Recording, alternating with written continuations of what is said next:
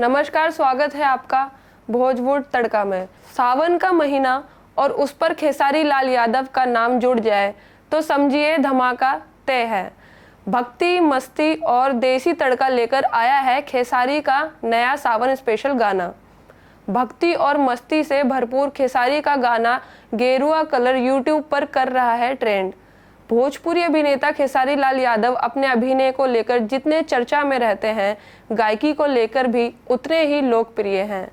एक के बाद एक नए गानों की सौगात खेसारी फैंस को देते रहते हैं, मगर पवित्र सावन महीने में वे भक्ति से सराबोर गाना लेकर आए हैं, जिसमें मस्ती भी भरपूर है। लोग इसे बार बार देखना पसंद कर रहे हैं, लेकिन फिर भी मन नहीं भर रहा है।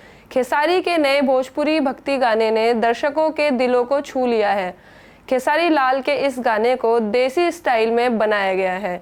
भोजपुरी गाने का म्यूजिक खाटी भोजपुरिया स्टाइल में बनाया गया है, जो भोलेनाथ की भक्ति में लीन इस गाने में जान फूंक रहा है। इसके बोल को और भी मधुर बना रहा है।